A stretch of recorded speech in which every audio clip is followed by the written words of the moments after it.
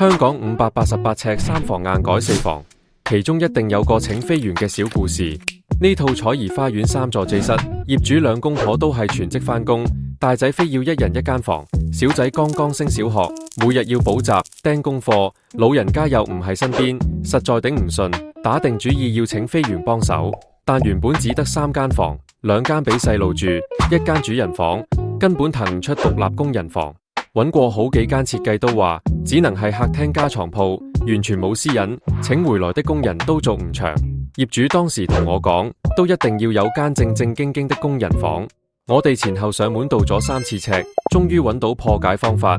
客廳側邊呢塊閒置空間，唔使打主力牆，用長虹玻璃半間隔出第4間房，既借到客廳自然光，完全唔會黑房，仲預留咗衣櫃同置物位。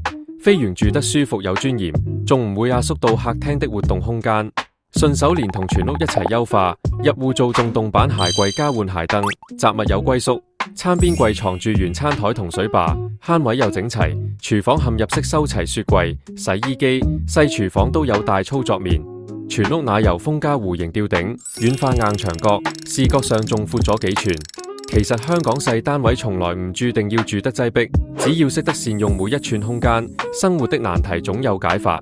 日後再同大家分享更多本地單位的改造巧思。